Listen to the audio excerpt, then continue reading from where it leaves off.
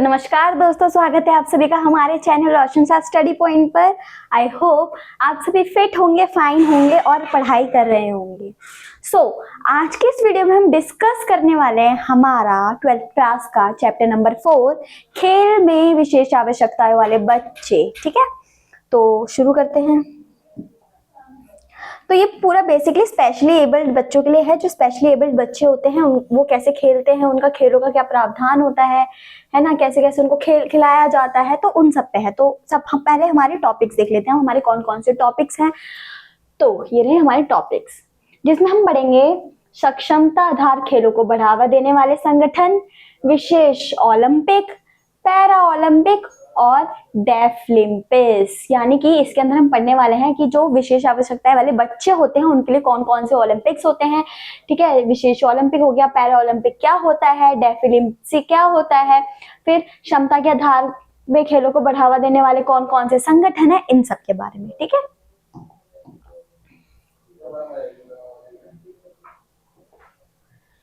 अक्षमता आधारित खेलों को बढ़ावा देने वाले संगठन।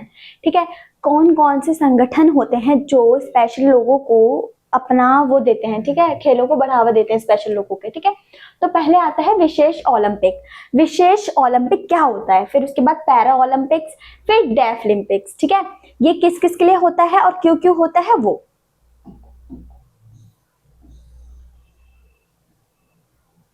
ठीक है,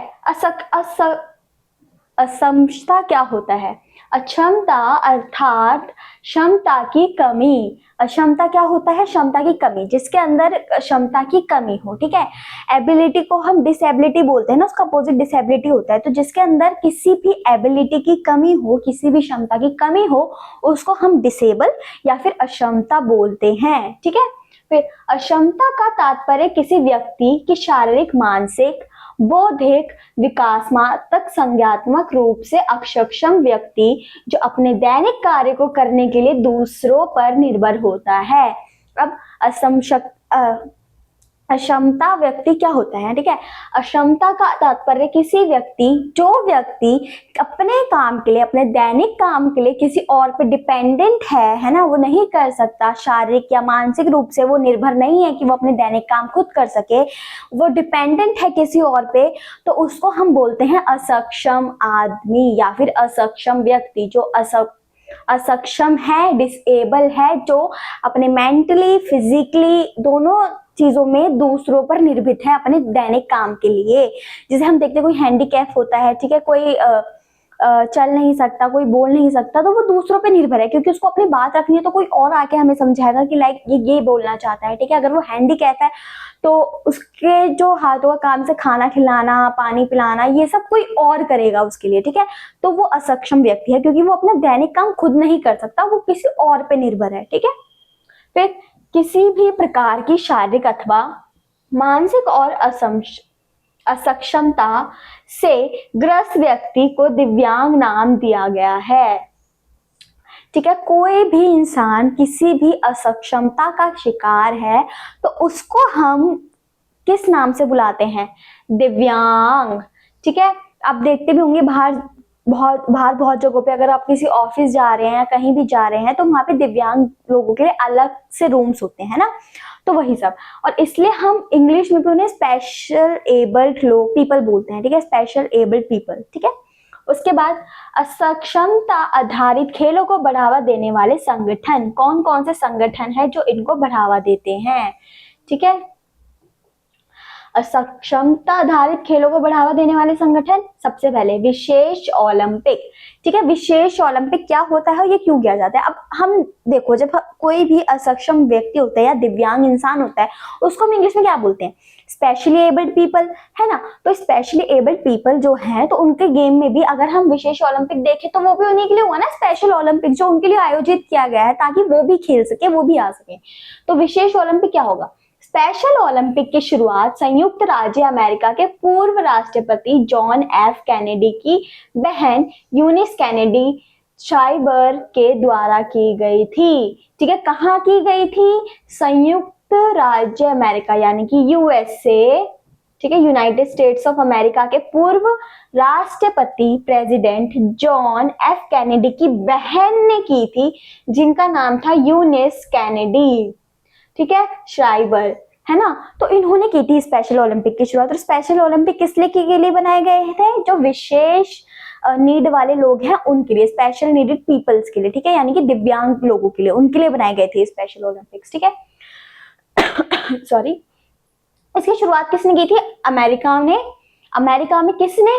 जॉन एफ कैनेडी, जो कि वहां के राष्ट्रपति थे, उनकी बहन जिनका नाम था यूनिस कैनेडी श्राइबर, ठीक है, इन्होंने की थी। फिर पहला अंतरराष्ट्रीय विशेष ओलंपिक जुलाई 1968 में शिकागो के सोल्जर फील्ड में आयोजित किया गया है। कहां पर इंटरनेशनल विशेष ओलंपिक कहां पे आयोजित किया गया था? जुलाई 1968 में। कहां? शिकागो के सोल्जर फील्ड में, ठीक है, शिकागो के सोल्जर फील्ड में आयोजित किया गया था। एक दिन का ग्रीष्मकालीन शिविर था, ठीक है, ग्रीष्मकालीन मतलब समर्स में जो होता है, ठीक है। कितने दिन का था? एक दिन का, ठीक है। तो अब स्पेशल ओलंपिक की शुरुआत किसने की थी? जॉन एफ कैनेडी, जो कि पहले अमेरिका के राष्ट्रपति थे, उनकी बहन यूनिस कैनेडी ने, ठीक है। कब की थी? नहीं, कब नहीं की थी, सॉरी, कब उसको खेला गया था सबसे पहले इंटरनेशनल लेवल पे? जुलाई 1968 में। कहां पे? शिकागो के सोल्जर फील्ड में। और कितने दिन का शिविर था वो? सिर्फ एक दिन का, ठीक है, एक दिन का वो शिविर था, ग्रीष्म शिविर, ठीक है, ग्रीष्मकालीन शिविर जो समर्स में होता है, ठीक है।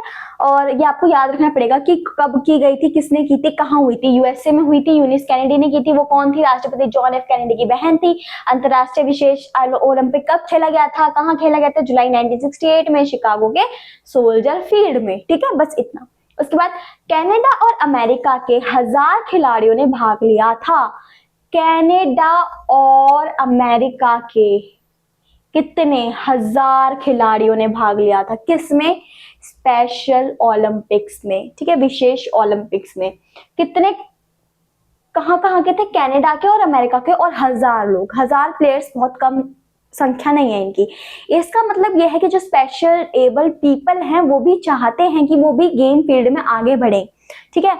और ये मौका उनको मिला सिर्फ जॉन एफ कैनेडी की बहन की वजह से, यानी कि यूनिस कैनेडी की वजह से, जिन्होंने सोचा कि हमें स्पेशली एबल पीपल के लिए भी ऐसे ओलंपिक्स खेल निकालने चाहिए, ठीक है, जिनकी वजह से इन 1000 लोगों को, और अभी भी हम देखते हैं तो ओलंपिक्स में स्पेशली एबल पीपल्स का भी होता है, वो भी जीतते हैं, गोल्ड, ब्रॉन्ज और सिल्वर लेके आते हैं अपने देश के लिए। तो हमें जरूरी नहीं कि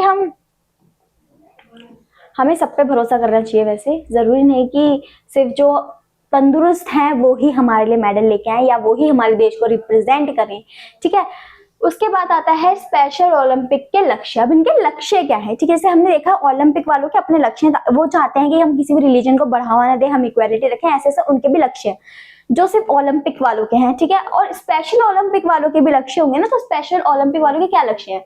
बौद्धिक क्षमता और असमर्थता वाले बच्चों और वयस्कों के लिए खेल प्रतियोगिताएं व प्रशिक्षण का आयोजन करना।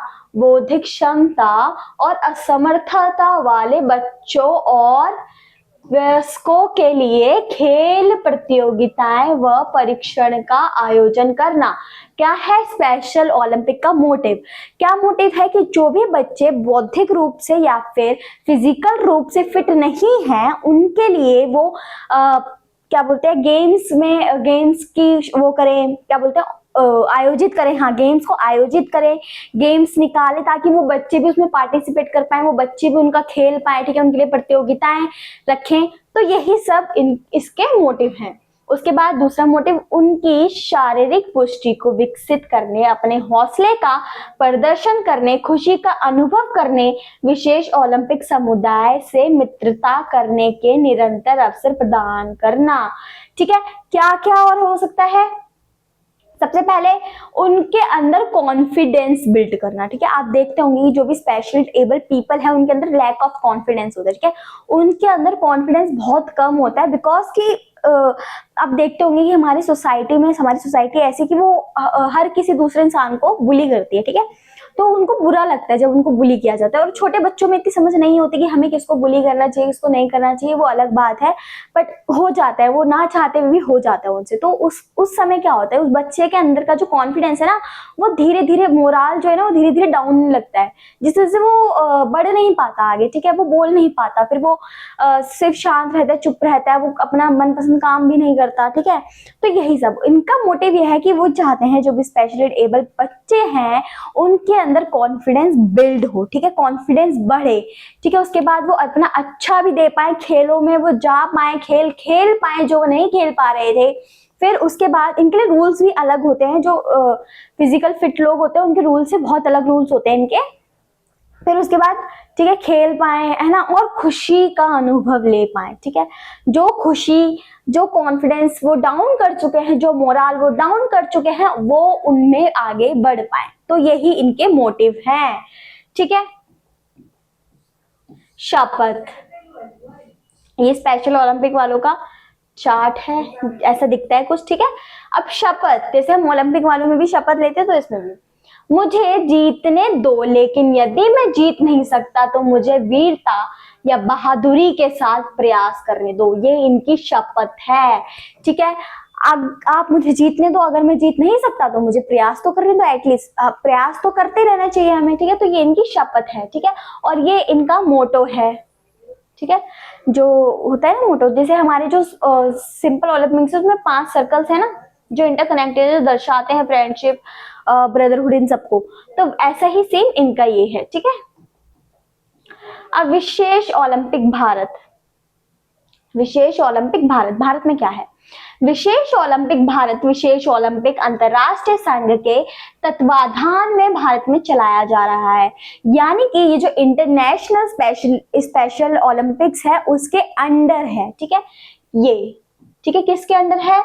इंटरनेशनल स्पेशल ओलंपिक, ठीक है, उसके अंडर काम करता है ये, ठीक है। ऐसा कार्यक्रम है जो बौद्धिक रूप से विकलांग बच्चों और वयस्कों के जीवन को बदलने के लिए खेलों को एक उत्प्रेरक के रूप में उपयोग करता है। इसका भी सेम काम है कि जो बच्चे बौद्धिक रूप से अच्छे नहीं हैं उनको आगे बढ़ाने में मदद करता है, उनके लिए और कुछ करने में मदद करता है, खेल बढ़ाना, खेल प्रतियोगिता लाना, ये सब करने में मदद करता है और उनका जीवन बदलने में सहायक है, ठीक है। वर्तमान में स्पेशल ओलंपिक भारत सरकार द्वारा मान्यता प्राप्त एक राष्ट्रीय खेल महासंघ है, ठीक है। स्पेशल ओलंपिक भारत क्या है? एक राष्ट्रीय खेल महासंघ जो सरकार द्वारा मान्य है। जब तक सरकार द्वारा कोई ऑथराइज नहीं होती कोई भी कंपनी या कोई भी एनजीओ, तब तक वो मान्य नहीं दी जाती, मतलब इतने लेवल पे मान्य नहीं मानी जाती। पर स्पेशल ओलंपिक्स हमारी भारत सरकार द्वारा मान्य है, इसका मतलब ये है कि वो बहुत अच्छा काम कर रही है, इसलिए तो मान्यता दी है। और वो इंटरनेशनल स्पेशल ओलंपिक्स के अंडर काम कर रही है, तो ऑब्वियसली बहुत अच्छा वो काम कर रहे होंगे, बहुत लोगों तक उन्होंने अपनी मदद भी पहुंचाई होगी, बहुत लोग हमारी तरफ से खेल भी रहे होंगे, ठीक है।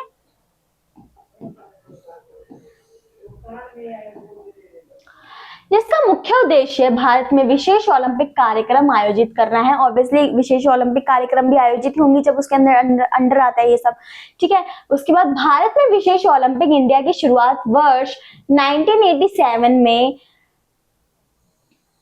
27546 पंजीकरण किया गया। फिर वर्ष 2001 में इसका नाम बदलकर विशेष ओलंपिक भारत कर दिया गया था। अब देखो हुआ क्या था, जब ओलंपिक इंडिया की शुरुआत हुई थी वर्ष 1987 में, तो उसमें लगभग 27,546 लोगों ने पंजीकरण किया था, यानी कि अपने फॉर्म्स भरे थे खेलने के लिए, ठीक है। और इस कितने, ये बहुत ज्यादा संख्या है, ठीक है। इसके बाद 2001 में, ठीक है, 1987 में यह आया था, खेला गया था और इतने पंजीकरण हुए थे इसके अंदर, ठीक है। बट इसका नाम 2001 में बदल के रख दिया गया था विशेष ओलंपिक भारत, ठीक है, 2001 में। फिर वर्तमान में यह है, ओहो, ठीक है, वर्तमान में 8,50,000 पंजीकृत एथलीटों के साथ बौद्धिक रूप से अक्षम लोगों के लिए देश के सबसे अच्छे खेल कार्यक्रमों में से एक है। पहले कितने होते? 27,546।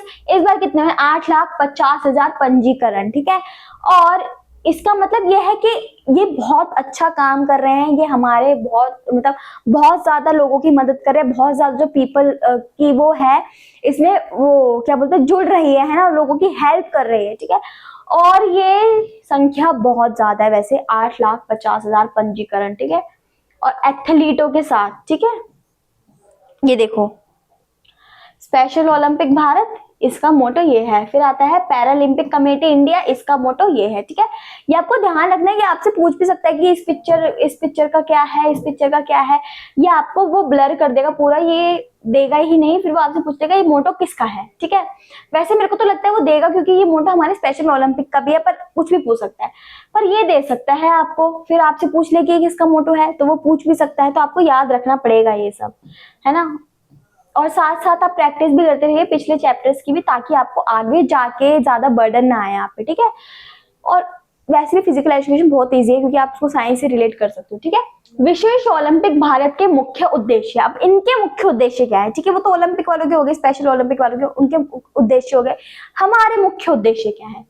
भौतिक रूप से अक्षम बच्चों और वयस्कों के लिए साल भर के प्रशिक्षण प्रदान करना।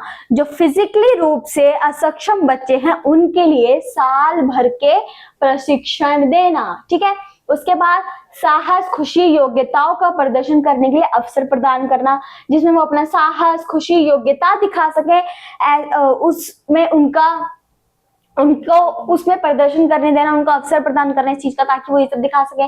फिर असक्षम लोगों को समाज की मुख्य धारा में शामिल करना, यानी कि समाज में इनको एक मेन वो रूल देना।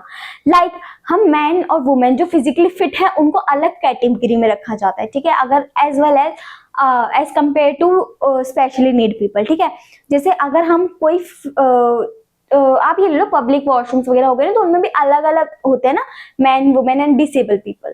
ठीक है, तो उनको अलग कैटेगरी में रखा जाता है। और भारत सरकार का ये है कि वो चाहती है कि इन सबको एक ही कैटेगरी में रखा जाए, इन सबको इक्वालिटी मिले, कोई इनको बुली ना करे। जितनी सक्षमता एक फिजिकल फिट मैन या वुमेन में है वही सेम इनको मिले, इनको भी वो सारी खुशियां मिले जो एक फिजिकली फिट इंसान को मिलती है। इनको भी ओलंपिक में खेलने का मौका दिया जाए, बल्कि और भी चीजों में मौका दिया जाए जहां पे एक फिजिकल फिट मैन और वुमेन जा सकते हैं। ठीक है, अब इनका लक्ष्य क्या है? विशेष ओलंपिक भारत का लक्ष्य है बौद्धिक योग्यताएं और समस्त आने वाले बच्चों वयस्कों के लिए खेल प्रशिक्षण करना। ठीक है, इनके लिए खेल प्रशिक्षण करना कि कैसे टाइप के खेल खेल सकते हैं, कौन सा प्लेयर कितना अच्छा खेल सकता है, कौन सा प्लेयर कौन से लेवल का खेल सकता है, कौन से लेवल का खेलते, स्टेट, डिस्ट्रिक्ट, इंटरनेशनल, नेशनल। फिर उसके बाद कि वो इतना सक्षम है कि वो हमारे देश को रिप्रेजेंट कर सके, ऐसे सब। ठीक है, प्रतियोगिताओं का आयोजन करना। आयोजन ऑब्वियसली प्रतियोगिताओं का आयोजन होगा जब भी तो हमें पता लगेगा कि वो प्लेयर कैसे खेलते हैं, कौन कौन से प्लेयर हैं, कैसे कैसे प्लेयर हैं। फिर अन्य विशेष ओलंपिक समुदायों से मित्रता करने में निरंतर अवसर प्रदान करना। ठीक है, जब हम इंटरनेशनल ओलंपिक्स होते हैं तो उसमें भी जाते हैं, स्पेशल ओलंपिक वाले बच्चे उसमें भी खेलते हैं, तो दोस्ती बढ़ाना, मित्रता बढ़ाना। ठीक है, शारीरिक पुष्टि को विकसित करना। जिस इंसान का जो चीज बेकार है उसके अलावा उसकी जितनी भी चीजें फिट हैं उन सब पे ध्यान देना। लाइक अगर मैं हैंडीकैप हूँ, मेरे हाथ नहीं काम करते, तो वो मेरे बाकी पार्ट पे ध्यान देंगे ना बॉडी के, हाथ को छोड़ के। तो वही सब उनकी शारीरिक एबिलिटी बिल्ड करना। ठीक है, उनकी फिजिकल एबिलिटी बिल्ड करना, उनके अंदर कॉन्फिडेंस बढ़ाना, उनके अंदर खुशी लाना। ठीक है, उनको अवसर देना खेलने के, उनकी जो गेम प्ले है वो अच्छा करना, उनके लिए गेम आयोजित करना, उनको मित्रता करवाना दूसरों से, उनको प्रेजेंट करना इंटरनेशनल, नेशनल लेवल पे। तो ये सब। अब पैरा ओलंपिक्स गेम। अब पैरा ओलंपिक्स गेम क्या होता है? ठीक है, पैरा ओलंपिक गेम। ठीक है, पैरालंपिक शब्द की उत्पत्ति ग्रीक भाषा के शब्द पैरा से हुई है। कौन सी भाषा के? ग्रीक भाषा के शब्द पैरा से, जिसका अर्थ होता है समरूप, अर्थात पैरा ओलंपिक।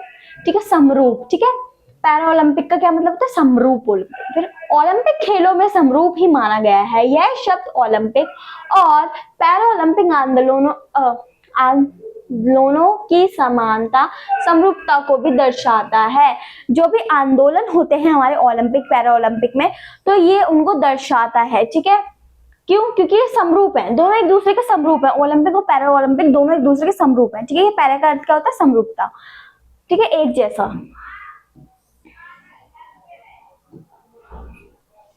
पैरा ओलंपिक के जनक डॉक्टर गेटमैन।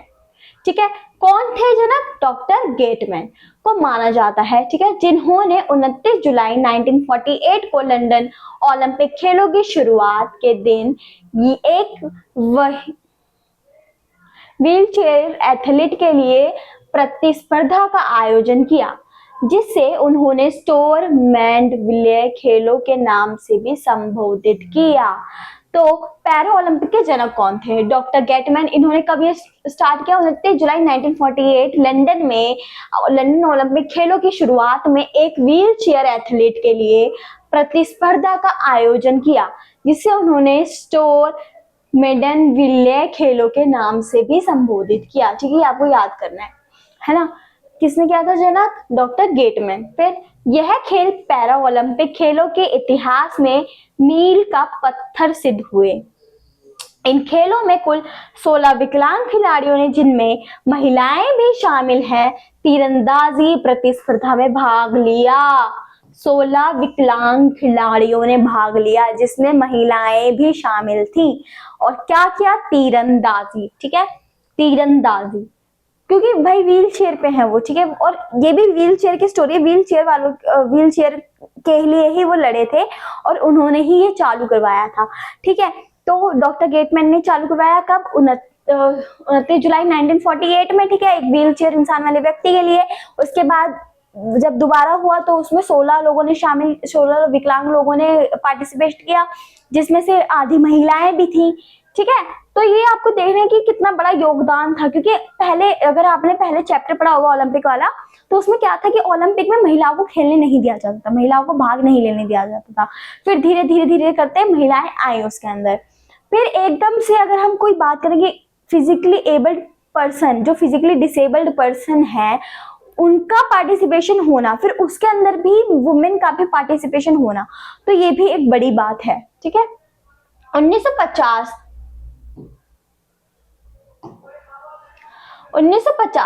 दो ने इन खेलों का फिर से आयोजन हुआ, जिन नेपोलियन के पूर्व सैनिकों ने भी भाग लिया। इसी समय से पैरा ओलंपिक का नाम बदलकर अंतरराष्ट्रीय स्टॉप मेडविल खेल कर दिया गया।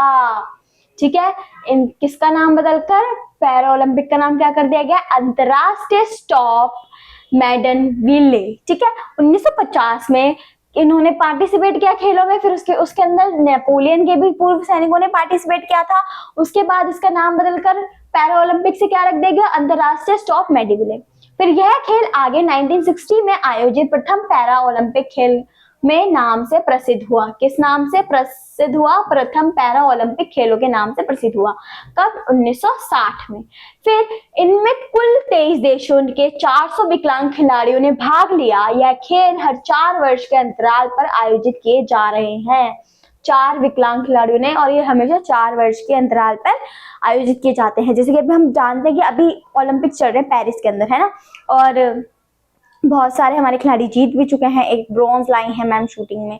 तो ओलंपिक्स हर 4 साल के गैप में होते हैं। ठीक है, इस बार पेरिस ऑर्गेनाइज कर रहा है, इससे पहले शायद टोक्यो ने किया था, तो सेम चीज। ठीक है, और हाँ, अलग अलग देशों को मौका मिलता है ओलंपिक्स को आयोजित करने का। ठीक है, पैरा ओलंपिक आंदोलन को और व्यवस्थित रूप से चलाने के लिए 22 सितंबर 1989 को जर्मनी में अंतरराष्ट्रीय पैरा ओलंपिक संघ की स्थापना की गई। 22 सितंबर 1989 में जर्मनी में अंतरराष्ट्रीय पैरा ओलंपिक संघ की स्थापना की गई। तो ये आपको याद रखना कब हुई थी? 22 सितंबर 1989 में। कहाँ पे? जर्मनी में। पैरा ओलंपिक खेलों का आयोजन उन्हीं शहरों और स्थानों पर किया जाता है जहां पर ओलंपिक खेलों का आयोजन किया जाता है। ठीक है, और पैरा ओलंपिक खेलों का आयोजन उन्हीं शहरों में किया जाता है जहां पर ओलंपिक का भी आयोजन किया जाता है। जैसे पेरिस में, मैंने बोला पेरिस में अभी हो रहा है ना ओलंपिक्स का आयोजन हो रहा है। पेरिस क्या है, फ्रांस की राजधानी है, फ्रांस का शहर है, ठीक है। तो पेरिस में ओलंपिक की आयोजन चल रहा है अभी, ठीक है। तो उसके अंदर ही पैरा ओलंपिक का आयोजन हो रहा होगा, ठीक है। वो दोनों के लिए तैयार होते हैं। इस कारण से पैरालंपिक खेलों को अंतरराष्ट्रीय स्तर पर बहुत ख्याति प्राप्त हुई है, यानी कि बहुत ज्यादा इनको क्रिटिसाइज तो नहीं बोलेंगे, यानी कि बहुत ज्यादा इनको तारीफें मिली हैं, बहुत ज्यादा इनकी बातें की गई है कि लाइक बहुत अच्छा काम है ये सब, ठीक है। देखो, लाल, नीला और हरा रंग जो लगभग सभी देशों के झंडे में मुख्य रूप से होता है, उन्हें पैरा ओलंपिक खेलों के प्रतीक रूप में अपनाया गया है।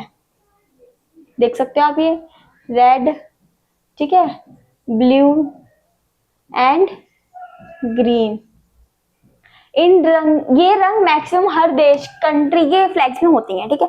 जैसे इंडिया के फ्लैग में ले लो तो हमारे पास ग्रीन है, ठीक है। चाइना के में रेड है, अमेरिका के में ब्लू है, और पाकिस्तान में भी ग्रीन है, ऐसे इंडोनेशिया में भी रेड है ना। तो मैक्सिमम देशों में ये तीन कलर होते ही होते हैं, इसलिए इन्होंने अपने मोटो में यानी कि अपने लोगो में ये ही तीन कलर लिए हैं, ठीक है। कौन कौन से, रेड, ब्लू एंड ग्रीन, ठीक है।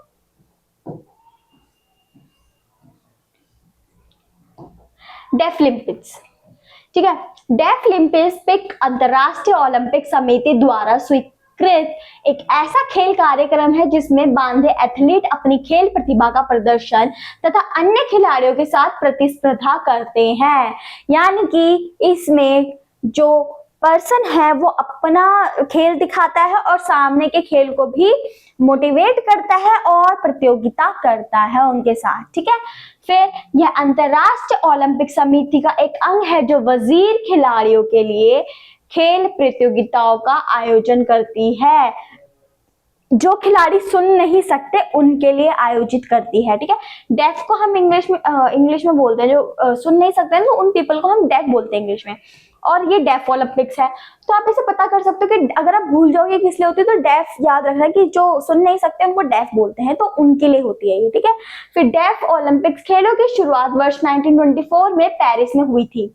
कब हुई थी, 1924 में पेरिस में हुई थी, ठीक है। जिसमें मात्र 148 खिलाड़ियों ने ही 148 खिलाड़ियों ने ही भाग लिया था। सिर्फ 148 खिलाड़ी इन्होंने ही भाग लिया था, ठीक है। कब 1924 में, कहा, पेरिस में, ठीक है। जबकि शीतकालीन ओलंपिक की शुरुआत वर्ष 1949 में हुई, ठीक है। वर्तमान समय में इस खेल में भाग लेने वालों की संख्या लगभग 4000 तक हो चुकी है। 4000 पीपल जो डेफ ओलंपिक में पार्टिसिपेट ले चुके हैं अभी तक, ठीक है, उनकी, और इनकी संख्या है ये, कितने लोग भाग लेते हैं इसके अंदर, 4000 तक हो चुकी, ठीक है। इस कार्यक्रम में भाग लेने के लिए खिलाड़ी की वर्धीरता कम से कम 55 डेसिबल होनी चाहिए, ठीक है। सिर्फ वो इतना ही होना चाहिए, इससे ज्यादा नहीं, ठीक है। प्रतियोगिता के दौरान खिलाड़ी सुनने में सहायता करने वाले किसी भी यंत्र का प्रयोग नहीं कर सकता। ऐसा यंत्र जो उनको सुनने में मदद करे, कानू मशीन होती है ना जो सुनने में मदद करती है, तो उस यंत्र का प्रयोग वर्जित है वहां पे, ठीक है। हर मशीन का प्रयोग वर्जित होता है हर जगह पर। आप ओलंपिक कैसा खेल रहे हो, है ना, और आप अपनी डिसेबिलिटी के उस पर खेल रहे हो तो ऑब्वियसली वो वर्जित हो गए। डेफ ओलंपिक्स के लक्ष्य और उद्देश्य, इनके लक्ष्य क्या है? खेल कार्यक्रम का सफलतापूर्वक आयोजन करना हर खेल कार्यक्रम का, बधिर खिलाड़ियों के लिए खेल अवसरों और प्रतियोगिताओं के लिए विकास में योगदान देना, उनका विकास में योगदान देना, ठीक है, उनका खेल अच्छा बनाना, बधिर खिलाड़ियों के लिए शैक्षिक, सांस्कृतिक, अनुसंधान और वैज्ञानिक गतिविधियों के प्रोत्साहित करना, ठीक है। उनके लिए अलग अलग टेक्नोलॉजी आना, टीचर्स लाना जो उनको एजुकेट कर सके, है ना, मोटिवेट कर सके, उस गेम के बारे में बता सके, उस गेम को खिला सके, उस गेम को ट्रेन कर सके, तो वही सब। फिर ड्रग मुक्त खेल के वातावरण को पूरी तरीके से लागू करना, ड्रग मुक्त खेल, है ना। हम देखते हैं ना ओलंपिक्स में टेस्ट होते हैं हमारे, पहले मेडिकल टेस्ट की, हम कोई ड्रग्स वगैरह तो यूज नहीं करते, हम कुछ लेते तो नहीं है, तो वही, ठीक है। बिना भेदभाव के एथलीटों के लिए खेलों को बढ़ावा देना, ठीक है, भेदभाव नहीं करना, इनइक्वालिटी नहीं करना, और उन सबके खेलों को बढ़ावा देना, ठीक है। अब आता है हमारा अगला, दिव्यांग बच्चों के लिए शारीरिक गतिविधियों के लाभ, क्या क्या लाभ होते हैं। शारीरिक स्वास्थ्य में सुधार, ठीक है। शारीरिक स्वास्थ्य में सुधार कैसे है, शारीरिक गतिविधियों में भाग लेने से शारीरिक स्वास्थ्य में और सुयोग्यता के स्तर में सुधार होता है, ठीक है। उसके बाद शारीरिक गतिविधियों के नियमित अभ्यास से उनके हाथ में, आंख के संवेग में, लचीलापन में, मांसपेशियों शक्तियों में, सहन शक्ति में और यहाँ तक कि हृदय वाहिका तंत्र भी सुधार होता है। तो उसके लिए क्या होता है, जब हम शारीरिक बच्चों को शारीरिक स्वास्थ्य में सुधार लाने के लिए काम करते हैं तो उससे उनके शरीर में फिटनेस आती है, ठीक है। वो उनका बहुत अच्छे से हेल्प कर पाता है हेल्दी रहने में, काम करने में, हृदय उनका बहुत अच्छा हो जाता है, मांसपेशियों में लचीलापन आता है, ठीक है। मसल्स फ्लेक्सिबल हो जाते हैं उनके, ठीक है। उनके अभ्यास करने से आंखों में संवेग, है ना, बहुत सारी चीजें होती हैं उससे, ठीक है। बहुत सारे फिजिकल फिटनेस हो सकते हैं, बहुत सारी जो हमारी फिजिकल चीजें जो बहुत खराब हैं तो वो भी ठीक हो सकती हैं। आंखों की, अगर हमारे आंखें कमजोर है तो हम योगा वगैरह करते हैं जिससे जैसे हमारी आंखों की रोशनी तेज होती है, मतलब इतनी नहीं कि वो पूरी ठीक हो जाए, हमें प्रिकॉशंस लेने पड़ते ही हैं हर चीज के लिए, बट एटलीस्ट वो हो जाती है। हमारे बोन कुछ भी हो, हम योगा करके वो ठीक कर सकते हैं। तो शारीरिक स्वास्थ्य में क्या होता है कि इनमें सुधार आने लग जाते हैं, बच्चों के मसल्स अच्छे होने लग जाते हैं, बच्चों का हृदय ठीक रहने लग जाता है, बच्चों के लीवर में कोई प्रॉब्लम नहीं आती, उनकी पीठ, उनके हाथ पैर, वो सब फिट रहते हैं, ठीक है। मानसिक स्वास्थ्य में सुधार, ठीक है। खेल कूद गतिविधियां ऐसे बच्चों की सामान्य मनोदशा रखती हैं जो दुश्चिंता, तनाव, अवसाद आदि पीड़ित होते हैं। उनके लिए खेल कूद मन बहलाने का अच्छा साधन होता है। इन सबका सकारात्मक प्रभाव दिव्यांग बच्चों के मानसिक स्वास्थ्य पर पड़ता है। अब मानसिक से क्या होता है, अगर हम बहुत दुखी हैं, ठीक है, तो हम अपना फेवरेट काम करते हैं जो हमारी हॉबी होती है, ठीक है। कोई दुखी में बहुत खाना खाता है, ठीक है। कोई दुखी होता है तो वो बहुत रोता है, कोई दुखी होता है तो वो किसी से बात नहीं करता, कोई दुखी होता है तो वो अकेले में बैठ जाता है, कोई दुखी होता है तो वो खेलने जाता है। तो खेल बच्चों का स्ट्रेस बहुत कम कर देता है, क्योंकि जब भी हम किसी और एक चीज को छोड़ के किसी और चीज पे ज्यादा ध्यान लगाते हैं तो हम उस चीज के बारे में भूल जाते हैं जो हम पहले कर रहे थे, ठीक है। तो बच्चा दुखी है, ठीक है, उसके अंदर स्ट्रेस है, उसके अंदर टेंशन भरी पड़ी है, ठीक है। अब वो खेलने गया तो उसका सारा ध्यान कहाँ होगा, खेल पे होगा, जिस वजह से उसको जो स्ट्रेस था वो आउट हो जाएगा। और जब वो बाद में उसके बारे में सोचेगा तो वो सोचेगा यार किस बात में मैं रो रहा था, किस बात में मैं दुखी था, है ना। तो वो स्ट्रेस आउट, डिप्रेशन आउट करने में मदद करता है बच्चों को। इसलिए खेल मानसिक फिट भी रखता है उन्हें, ठीक है। चाहे वो दिव्यांग बच्चे हो या फिर फिट बच्चे हो, सबको ये करना चाहिए, ठीक है। सबको खेल खेलना चाहिए, और फिट रहने के लिए भी और अपना तनाव दूर करने के लिए भी, ठीक है। एकाग्रता में सुधार, दिव्यांग बच्चे अपना ध्यान केंद्रित करने में असमर्थ होते हैं। शारीरिक गतिविधियां का अभ्यास उन्हें उनका ध्यान अपनी ओर खींचते हैं, जिससे वे धीरे धीरे एकाग्र करने में सहायक होते हैं। देखा, मैंने बोला था ना कि खेल बहुत चीजें में हमारी मदद करता है, ठीक है। तो वही सेम चीज वो मानसिक में भी करता है, ठीक है, शारीरिक में भी करता है और एकाग्रता में भी सुधार लाने के लिए करता है, ठीक है। वो बच्चे जो डिसेबल होते हैं ना, तो उन बच्चों का मोरल इतना डाउन हो जाता है, कॉन्फिडेंस डाउन हो जाता है, जैसे मैंने बात की कि वो सामने वाले से बात करने से भी कतराते हैं कि मैं उससे बात करूंगा तो वो मेरे को बुली कर देगा, ठीक है, वो मेरे को बोलेगा कि भाई तू ऐसा है, तू वैसा है, तो वो नहीं करते बात। तो यही सब हेल्प करता है उनको अपने अंदर कॉन्फिडेंस बिल्ड करने में, फिजिकली फिट रहने में, मेंटली फिट रहने में और एकाग्रता से बाहर आने में, ठीक है। आत्मसम्मान में वृद्धि, कॉन्फिडेंस, सेल्फ कॉन्फिडेंस, ठीक है, इसके अंदर वृद्धि। नियमित रूप से शारीरिक क्रियाएं और गतिविधियां करने से दिव्यांग बच्चों के आत्मसम्मान और आत्मविश्वास में वृद्धि होती है, ठीक है। आत्मसम्मान में और आत्मविश्वास में, यानी कि कॉन्फिडेंस में और सेल्फ रिस्पेक्ट में वृद्धि होती है, ठीक है। इसके बाद आता है संज्ञात्मक लाभ। अब संज्ञात्मक लाभ क्या होता है, नियमित शारीरिक क्रियाएं दिव्यांग बच्चों के सामाजिक व्यवहार में सुधार लाने के बहुत से अवसर प्रदान करती हैं, ठीक है। अवसर बहुत चीजों में प्रदान करती हैं। शारीरिक गतिविधियों में शामिल होने के दौरान सामाजिक संबंध विकसित होते हैं, जिसके परिणाम स्वरूप सामाजिक व्यवहार में सुधार होता है। जैसे मैंने अभी आपको बताया कि बच्चा जब डिसेबल होता है तो वो डरता है सामने वाले से बात करने में, तो वो सोशल इंटरेक्शन नहीं कर पाता इतना। चाहे बच्चा, अगर सेम प्रॉब्लम मेरी है और सेम प्रॉब्लम सामने वाले की, तब भी हम इंटरेक्शन करने से डरते हैं। अगर मेरे हाथ नहीं काम करते, मैं हैंडीकैप्ड हूँ, और सामने वाले के पैर नहीं काम करते, तो मेरी जो क्या बोलते हैं इनसिक्योरिटी है ना, वो मेरे हाथ है, उसकी इनसिक्योरिटी उसके पैर हैं। तो हमारा इंटरेक्शन इतना अच्छा नहीं होगा। अगर मेरी और उसकी सिचुएशन सेम होती तब मैं उससे इंटरेक्शन कर पाती, क्योंकि वो मेरे दर्द को समझ पाता। बट हम दोनों की इनसिक्योरिटीज अलग है, उसके लिए पैर है, मेरे लिए मेरे हाथ है। तो मेरे को एक समय को लगेगा कि लाइक ये मेरे को बुली करेगा अगर मैं इसके पास गई, या फिर ये मेरे पास आया तो मेरे को बुली करेगा, सॉरी, ठीक है। तो बच्चे डरते हैं कि लाइक वो बुली हो जाएंगे, ठीक है। तो वो ना इसलिए वो ज्यादा वो नहीं करते कि लाइक मैं उससे बात नहीं करूँगा, तो ज्यादा सोशल इंटरेक्शन में रहते ही नहीं है, चाहे वो फिजिकली फिट हो चाहे वो भी डिसेबल हो हमारी तरह। तो ये हेल्प करता है उनको सामाजिक संज्ञात्मक लाभ लाने में, यानी कि वो समाज से मिलाने में उनको मदद करता है, सोशलाइज होने में उनको मदद करता है, ठीक है। सोशलाइज होने में उनको मदद करता है, जिसके परिणाम स्वरूप वो लोगों से बात करते हैं, अपनी फ्रेंडशिप बढ़ा पाते हैं, फ्रेंडशिप कर पाते हैं, खेलों में अच्छे होते हैं, कॉन्फिडेंस बढ़ा पाते हैं, सेल्फ रिस्पेक्ट ला पाते हैं। तो ये सब ठीक है, और ये बहुत इंपॉर्टेंट है, चाहे वो बच्चा फिजिकली एबल्ड हो या फिर फिजिकली डिसेबल्ड हो, उन सबको कॉन्फिडेंस बिल्ड करने के लिए दोस्त भी चाहिए लाइफ जीने के लिए, ठीक है। कॉन्फिडेंस बिल्ड करना भी आना चाहिए उनको, ठीक है। फिर सामाजिक कौशलों का विकास, ठीक है। अब सामाजिक कौशलों का विकास होता है, शारीरिक गतिविधियों के माध्यम से दिव्यांग बच्चों में सामाजिक कौशलों का विकास होता है, जिससे उनका आत्मबल और आत्मविश्वास बढ़ता है। शारीरिक गतिविधियां दिव्यांग बच्चों को यह एहसास दिलाती है कि समाज में उनकी भी विशेष भूमिका है और भी समाज का ही एक अंग है। ये क्या करता है, लोगों को उन डिसेबल पीपल्स को सोशलाइज होने का मौका देता है और उनको यकीन दिलाता है कि वो भी इसी समाज का हिस्सा है और वो भी हम में से ही एक है, वो भी इंसान है, वो भी हमारे समाज में रहते हैं, वो किसी और कैटेगरी के नहीं है, ठीक है। हम उनको किसी और से कंपेयर नहीं कर सकते क्योंकि वो भी इंसान ही है और वो भी हमारे इस देश का एक हिस्सा है, इस वर्ल्ड का एक प्रमुख हिस्सा है, ठीक है। वो भी हमारे देश के लिए इंपॉर्टेंट है जितना कि एक फिजिकली फिट इंसान है। तो ये उनको विश्वास दिलाते हैं, ठीक है।